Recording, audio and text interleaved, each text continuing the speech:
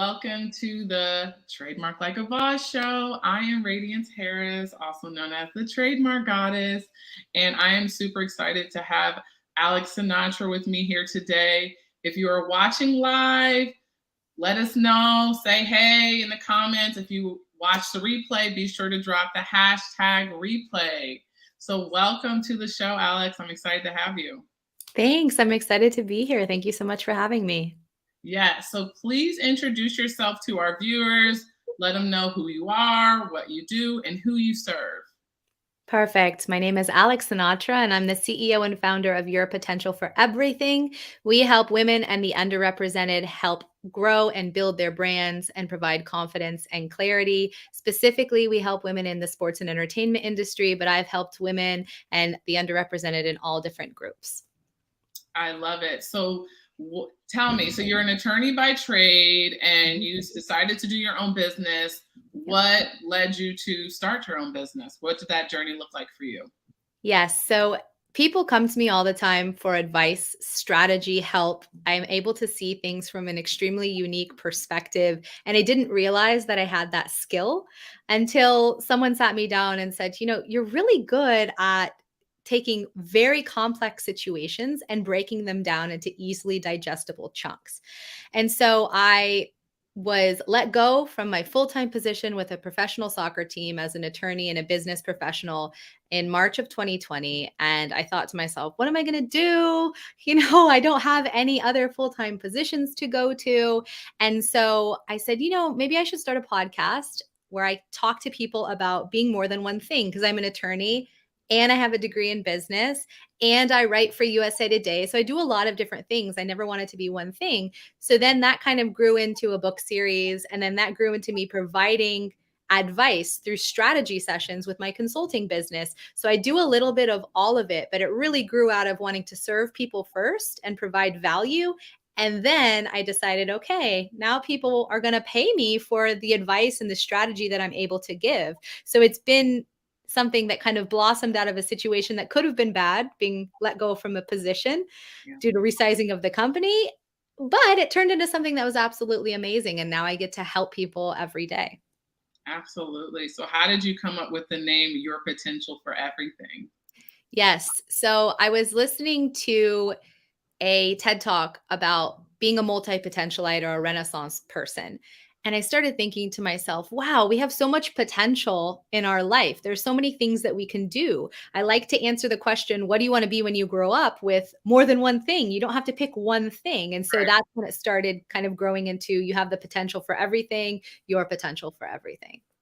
I love that. And you're right. I think we all think, like, we all have things that we enjoy. We all have multiple strengths, but I think a lot of times we're under the impression that we have to really do only one thing really well.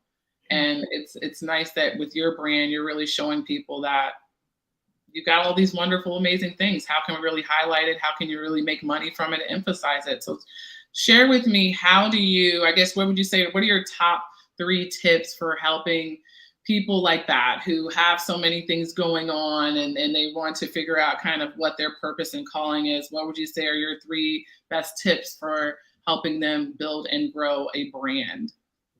Definitely. So you really want to understand what makes you unique. And one of the ways that you can do that is by asking other people what strengths they see in you. It's very difficult for you to objectively sit back and say, oh, I'm really good at X, Y, and Z, because you're probably not actually going to see the things that you're inherently good at, because you're inherently good at them and they come so naturally. For me, my best friend told me, you're really great at learning something and then automatically applying that thing without hesitation. You take action without hesitation. And I didn't realize that that was a strength, because it's just something that I do. I read something, I say, oh, this is cool. This is how you can start a podcast. And then I take the steps to start the podcast, right? But a lot of people don't have that sort of ability inherently. So I would suggest that you reach out to other people and you ask them what those strengths are. And then you sit down and you objectively say to yourself, what do I enjoy doing? What are the things that I really take pride in, that I enjoy doing? What wakes me up in the morning? And then after you get those 2 things, then you need to figure out, who would you serve? who is someone that needs the abilities that you have and that you would want to help, right? So for me, when I was figuring out, I was niching down with who I wanted to help specifically, and I realized I love the sports and entertainment industry. I've always been in the sports and entertainment industry. I'm a sports attorney, but I also love growing and building businesses. And it's Right. difficult for women and the underrepresented in sports and entertainment to really get a fair shake and a fair chance and all the resources that their male counterparts and overly represented individuals within the space automatically get from the connections that they have. So that's where Mhm. I wanted to come in and bridge that gap. And so once I figured that out, it's really pretty easy to start providing the advice, the resources, and the help to that particular segmented group of society. I love that. And especially your point about niching down. I think a lot of business owners think that they are, excluding a certain group when they niche down, and that it's could potentially affect their income. And I know that from my personal experience, niching down increased my income. So niching down, like, so for example, like my background is intellectual property and commercial contracts. I have that expertise, but I really love and enjoy trademarks. So like around year 3 or 4 in business, I decided to just really niche down in trademarks and really focus on helping women business owners. And that's when revenue started to actually go up, not down. I think it's an important point that you noted, is like being very clear about who it is that you want to serve and who you want to help, and realize that it's not going to, act against you if you do that. It's a good thing. Exactly. The same thing happened for me. I got more clients when I Yeah. started niching down and getting very clear on who it was I wanted to serve. It's not that I haven't served white dudes in sports, right? I Exactly. have white dudes in sports come to me, but it's the Right. ethos of the people I'm serving, right? The Right. guys that have come to me, they want to also help the underrepresented. They also want to build Mhm. brands and businesses that help a certain segment of society that meshes with my core values, my mission, and my vision. And so they didn't they disregarded the women and underrepresented in the sense that they knew I could also help them, and they knew Absolutely. that because of the mission and the vision that I have, that really meshed with their core values as well. So they knew that I would give them the type of advice that would mesh with and align with what they're trying to do. Yes, absolutely. And at the same point, yeah, people who are outside your niche will very well come to you for your expertise. It doesn't necessarily say like they can't come to you. It's just being very clear about who you're speaking to when you're building your brand, when you're marketing message and all of that. So I totally get what you're saying. So let's switch gears slightly and talk about what inspired you to start the trademark journey. What, I guess, was your aha moment to say, I need to really trademark this? Well, I brought you onto my podcast and you taught me a ton about trademarking. And then I also brought your book because, like you said, I'm an attorney, but I don't have any expertise in IP aside from the general 50,000-foot view that I've had to have being an attorney inside companies, right? Right. I have that general knowledge, but I didn't know how to trademark anything. I didn't know that. And I read your book and it reinstilled in me that I shouldn't try to just do this on my own. Right. I Yeah. should hire an expert to be able to do this. And the reason that I wanted to trademark was because your potential for everything in some form or fashion, you'll sometimes hear it. Big entities will say, like, oh, the potential for things and all of that. And I started recognizing, wow, what I am saying resonates with a lot of people, and then people started kind of taking my books and copying them and using the your potential for everything and doing all of that sort of stuff. And so I thought, I really should focus on investing in my brand. And one of the ways that I can invest in my brand is by having intellectual property assets. And that's when I decided to invest the money and trademark my brand so that it gives me also another hold of an asset. I have this intellectual property asset. It makes my business more valuable inherently because I'm able to have these assets associated with it. Yeah, absolutely. And people, I've been told, a lot of clients are saying that, they feel like their business has more credibility and they're more legitimate and official because they have made that investment to say, like, I'm the owner of this brand. Any other copiers, will be shut down. So I love it. So how would you describe your trademark experience? Because, like, the process is long. It's like 12 to 14 months long. And so from you being an attorney, a non-IP attorney, and then embarking on the trademark process and decided to hire an attorney, how was that experience for you? Yeah. So yeah, working with you was easy breezy. It was really scary though to kind of make that investment because trademarking is not inexpensive. It's not like copywriting, right? Where it's like $35 and like it is what it is and it's super easy and it takes essentially no time.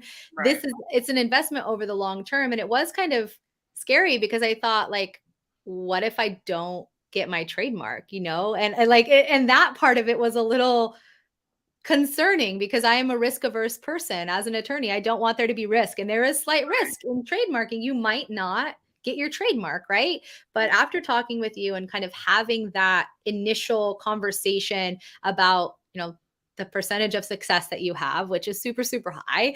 And then the fact that, you know, doing this investment, going through this process is what business owners go through. I mean, there's risk in owning a business. You know, people think it's so cool to just like, oh, I'm not going to work for anybody else. I'm only going to work for me. But that's like a huge risk, right?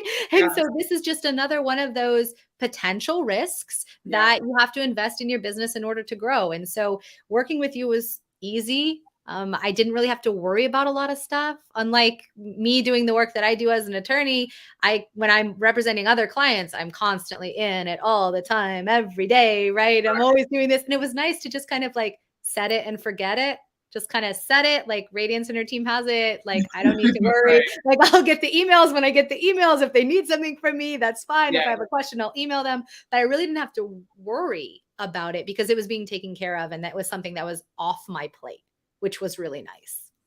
I love that. Yeah, thank you for your feedback. It was definitely a pleasure working with you, and I'm glad to hear that the process was easy for you.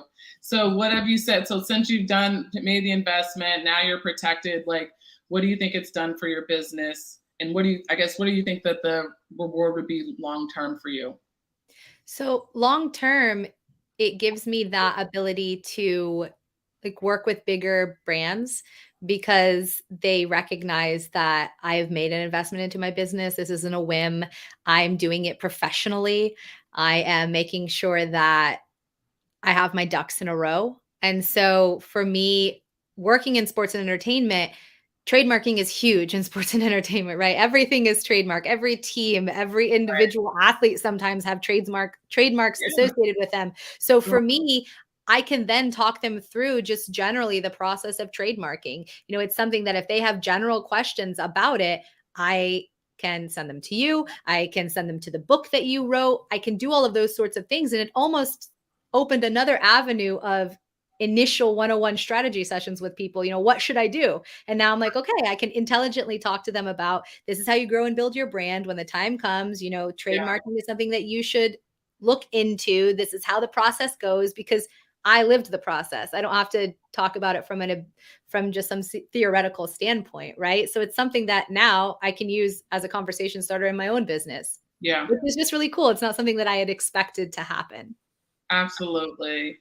So, where can I guess people learn more about what you're working on or what's next for your potential for everything?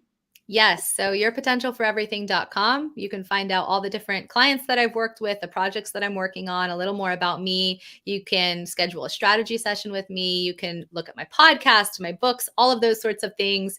In the spring, I'm going to be teaching as an adjunct at a law school about name, image, and likeness in college athletics and athlete advocacy. And I'm going to be teaching that class with an NFL player, which is super cool. We got that whole entire thing figured out via Twitter DMs. So it's just like really cool the power of, you know, having the confidence in your Yeah. brand and what you bring to the table kind of blossoming into something like that. I would have never ever thought that I would be teaching a class at my law school with Yeah. an NFL player before I started my business. You know, it's just not something that I would have thought would have happened. But now I have this confidence. I have this business behind Yeah. me and I have this legitimacy in it. Just makes me extremely happy to do that. So that's what I'm working on now. I love it. I love it. So before we wrap up, we're gonna do a quick round of rapid fire. So it's an either or. You Ooh. let me know. Okay. So Okay. iPhone or Android? iPhone, Tea or coffee? coffee, Summer or winter?